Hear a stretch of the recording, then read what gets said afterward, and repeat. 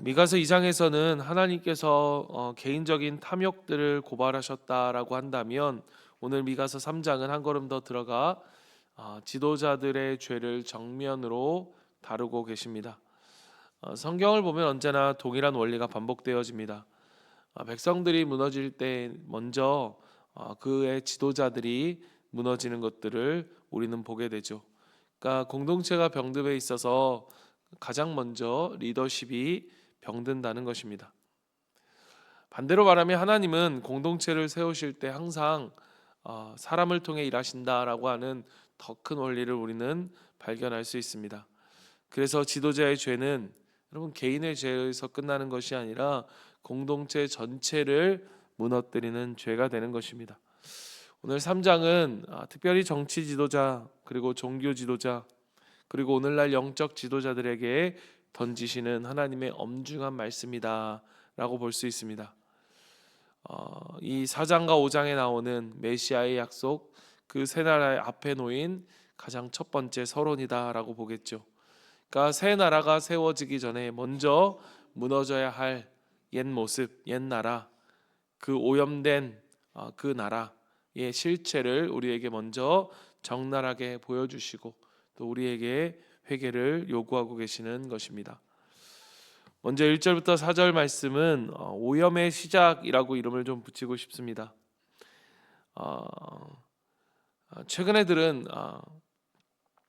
최근은 아니고 얼마 전에 조금 지났을 때에 들었던 그런 이야기가 제 마음속에 기억이 났습니다. 어떤 어머니가 10살에 희귀병에 걸려 온몸이 굳어가는 아들을 20년 동안 20년이 넘도록 간호를 한 거예요.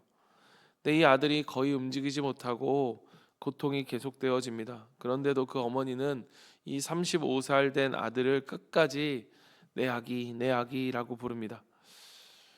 제가 그 이야기가 떠오르면서 이 말씀을 묵상하면서 그 이야기가 떠올랐는데 그 사랑도 참 위대하지만 제 마음속에 떠올랐던 한 가지 말씀이 뭐였냐?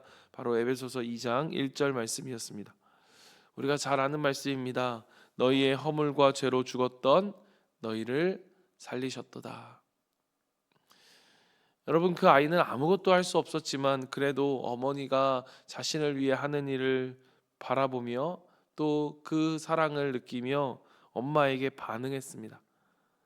고맙다고, 엄마 너무 고맙다고 말이라도 합니다. 그런데 우리는 어땠을까? 인간은 하나님 앞에 어때였을까? 허물과 죄로 죽었던 너희를, 완전히 죽어 있었다는 거예요. 여러분, 죽은 사람의 특징은 무엇입니까? 죽은 시체의 특징은 반응하지 못하는 거죠.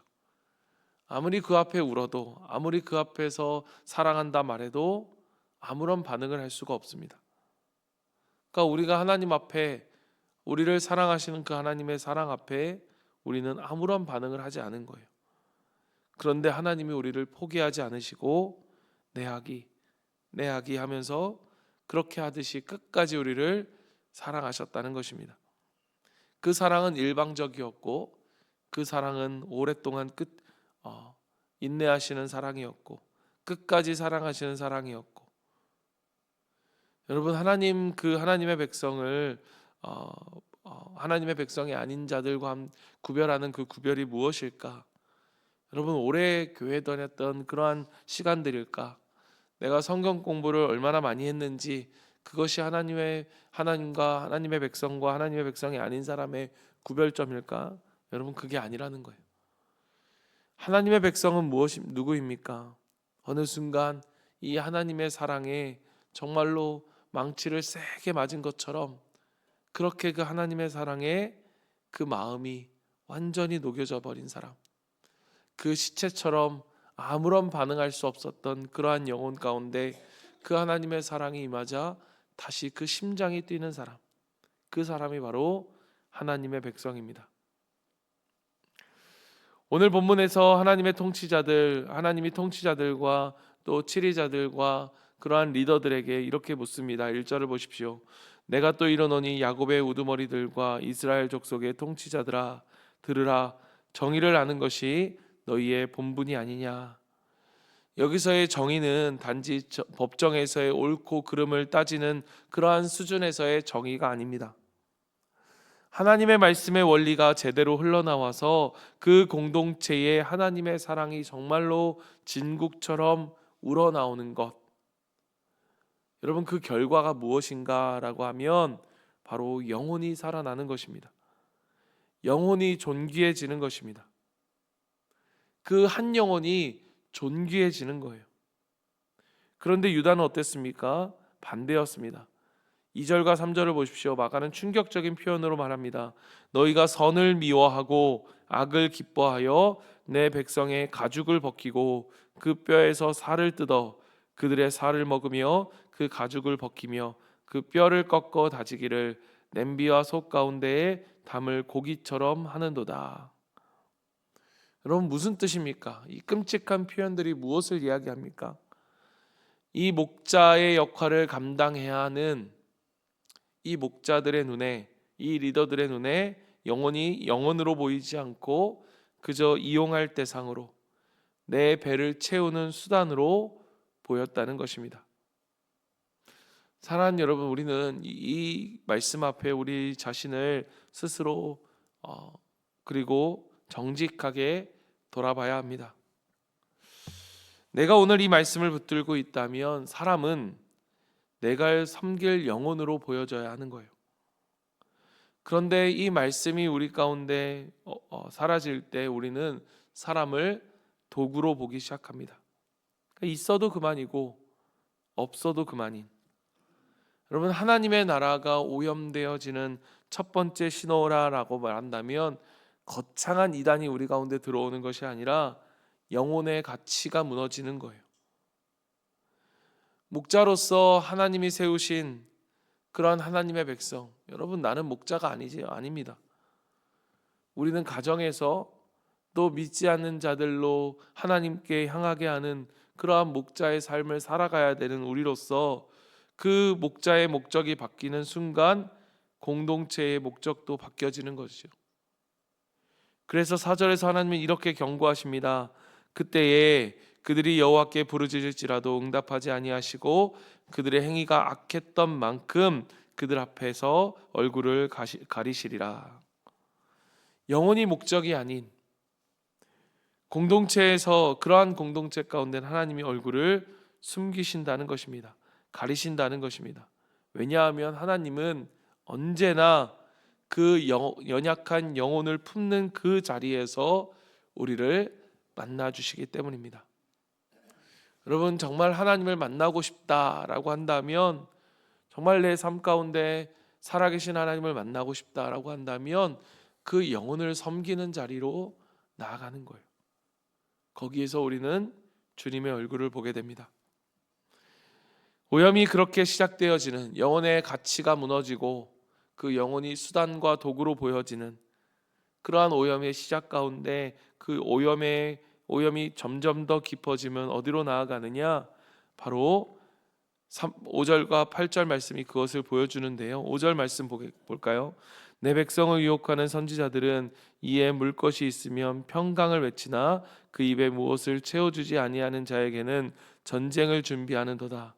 이런 선지자에 대하여 여호와께서 이르시되, 입에 먹을 것을 주면 무엇입니까? 평안을 이야기하고, 입에 먹을 것을 주지 않으면 전쟁을 이야기하는, 이게 거짓 선지자의 실체이죠. 여러분, 중요한 것은 이들이 점쟁이나 사이비가 아니라는 것입니다. 겉으로 볼 땐 선지자입니다. 그래서 더 위험합니다. 왜냐하면 하나님의 말씀을 들고 이야기하기 때문입니다. 여러분, 거짓 선지자들의 가장 무서운 무기가 뭐냐? 말씀이에요. 말씀으로 그들을 잘못 안심시키는 것. 거짓된 평화로 평안하라, 하나님이 너를 사랑하신다 말하는 것. 여러분, 그 말 자체는 얼마나 성경적입니까? 평안하라, 하나님이 너를 사랑하신다. 그 말 자체가 틀리진 않았죠. 그런데 문제는 그 말이 영혼의 실체를 비추지 못한 채 그냥 던져져 버릴 때입니다. 영혼은 황폐해 있고 하나님과의 교제는 죽어 있고 죄에는 무감각해져 있음에도 불구하고 당신은 괜찮습니다. 하나님이 당신을 사랑합니다. 당신은 이미 충분합니다. 라고 말해버린다면 그 사람은 회개도 깨어남도 변화도 필요 없다고 믿게 되어집니다. 여러분, 이것이 정말 무서운 이유는 뭐냐? 이러한 거짓된 말씀으로 우리의 마음이 확신에 차버리면 아무도 그것을 못 흔들어요. 못 흔들어요. 거짓된 확신을 붙들고 엄청난 속도를 가지고 멸망을 향해 달려갑니다. 그래서 사단은 이 수법을 쓰는 거예요. 잘못된 안심을 시키는 것. 그래서 여러분, 미가가 담대한 선언을 하는데요, 그게 8절입니다. 8절 말씀 보십시오. 오직 나는 여호와의 영으로 말미암아 능력과 정의와 용기로 충만해져서 야곱의 허물과 이스라엘의 죄를 그들에게 보이리라. 미가는 내가 하나님의 영으로 충만했다라는 자랑을 하는 게 아닙니다. 말씀으로 분별하고 정직해져라라고 하는 이 기준을 그들에게 제시하고 있죠. 권능, 이 능력, 하나님의 말씀에는 영혼을 깨우는 거룩한 능력이 있습니다. 정의, 이 거룩에는 실제가 있어야 되고요. 용기, 그 아무리 욕을 먹는다 해도, 박해가 온다 해도 물러서지 않는 성령의 담대함입니다. 하나님의 말씀은 사람을 잠재우는 마취제가 아니라 사람을 살리는 수술용 칼과 같습니다. 그래서 거짓된 선지자는 감각이 사라져버리게 마취를 놓는다면 하나님의 말씀, 참된 선지자는 그 영혼에, 그 심령에 칼을 대는 거예요. 그렇게 오염이 시작되고 오염이 깊어지면 오염은 점점 구조화가 되고 체계화가 됩니다. 9절부터 11절 보십시오. 야곱 족속의 우두머리들과 이스라엘 족속의 통치자들 곧 정의를 미워하고 정직한 것을 굽게 하는 자들아, 원하노니 이 말을 들을지어다. 시온의 피로 예루살렘을 죄악으로 건축하는도다. 여기서 건축하는도다, 악이 요새처럼 세워지는 거예요. 구조화가 되는 거예요. 그렇게 시스템이 되어지는 거예요. 개인의 실수의 수준이 아니라 사회와 종교의 구조가, 죄악이 그 구조화가 되어버린 것입니다. 11절을 보십시오. 그들의 우두머리들은 뇌물을 위하여 재판하며 그들의 제사장은 삭슬 위하여 교훈하며 그들의 선지자는 돈을 위하여 점을 치면서도 여호와를 의뢰하여 이르기를 여호와께서 우리 중에 계시지 아니하냐, 재앙이 우리에게 임하지 아니하리다 하는도다. 통치자들과 제사장들과 선지자들, 그들의 영적인 리더십을 감당하는, 그들의 삶을 감당하는 리더십 전체가 스크럼을 짜고 악의 구조물을 세웁니다.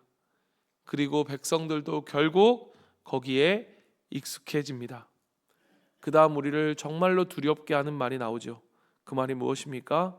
여호와께서 우리 중에 계시지 아니하냐, 재앙이 우리에게 임하지 아니하리라. 여러분, 악이 우리 가운데 뿌리를 내리면 죄가 더 이상 죄로 느껴지지 않습니다. 죄가 불편하지 않아요. 오히려 우리는 안전하다고 믿습니다. 이게 여러분, 오염된 하나님의 나라의 최종적인 증상인 거예요. 여러분, 오늘 이 말씀은 우리에게도 이러한 질문을, 이러한 말씀으로 우리에게 다가옵니다. 사랑하는 여러분, 오늘 우리의 삶 속에서 이 죄가 익숙하여져서 우리의 삶에서도 더 이상 죄로 느껴지지 않는, 그렇게 편안하게 되어버린 것들이 있습니까? 말씀을 들을 때 이게 왜 죄인지 모르겠다, 왜 이게 잘못된지 모르겠어, 더 이상 말씀이 내 영혼을 깨우고 그 말씀이 내 영혼을 뒤흔드는 그러한 일들이 점점 사라지고 있지는 않습니까? 여러분, 그것은 단순히 그러한 시대의 변화가 아니라 이것이 우리 가운데 악이 체계화되어지고 구조화되어지고 있다는 신호인 것입니다. 말씀의 결론입니다. 하나님은 어떻게 하실까? 이러한 가운데 어떻게 하실까? 12절 말씀, 우리 3장 12절 말씀을 우리 같이 한번 읽겠습니다. 시작.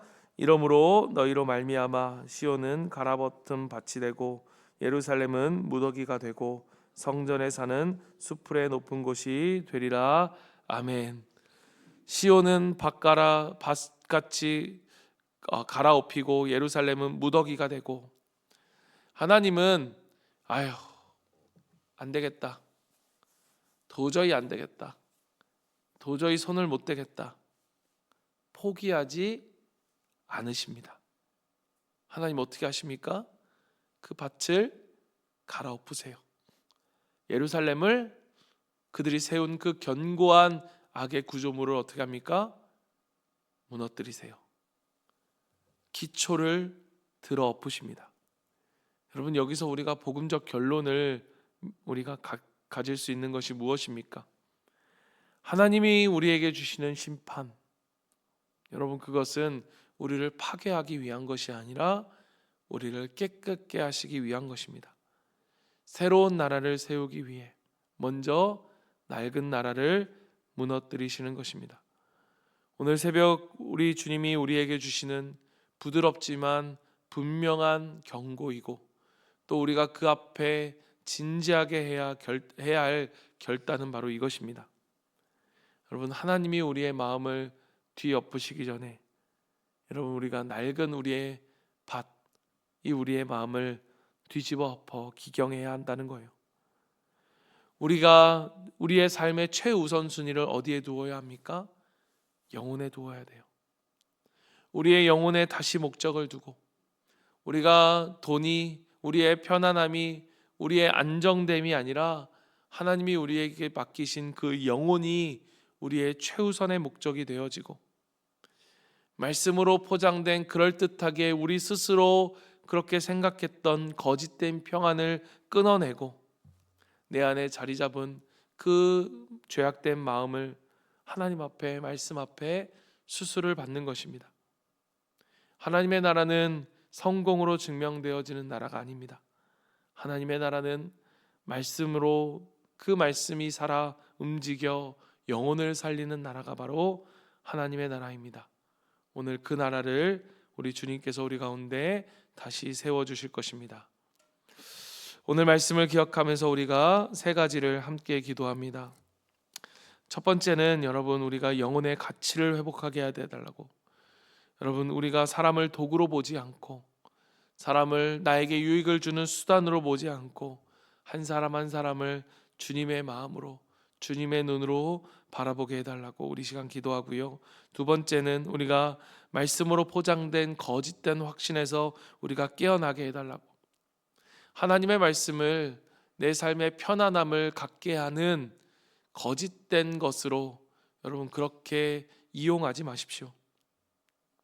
하나님, 나를 살리는 진리의 말씀으로 내 영혼에 메스가 되어지는 것처럼 나를 깨우시고 나를 살리시는 하나님의 말씀이 되어지도록, 그래서 하나님의 말씀이 내 영혼을 기경하고 뒤엎고, 정말로 하나님 아버지, 내가 새로운 하나님의 나라, 하나님 나를 그 다스리심에 온전히 순종하는 자로 살아가는 우리의 삶이 되게 해달라고 오늘 말씀을 가지고 우리 함께 붙들고 기도하고요. 기도할 때에 정말로 하나님 아버지, 우리 교회가 한 영혼을 정말로 귀하게 여기는, 영혼 구원하여 제자 잡는 일들에 있어서 우리가 말로만의 구호가 아니라, 그럴듯한 말이 아니라 정말로 한 영혼을 천하처럼, 천하보다 귀하게 여기시는 하나님의 그 마음을 갖는, 그래서 우리의 교회에 오는 그 한 영혼이 정말로 천하보다 귀해, 그 영혼을 바라보는 데 있어 정말로 하나님의 마음으로 바라보는 것, 그러한 모습이 회복되어지는 우리 교회가 되고 우리 목장이 되어질 수 있도록 주님 도와달라고 이 시간 같이 한번 기도하고요.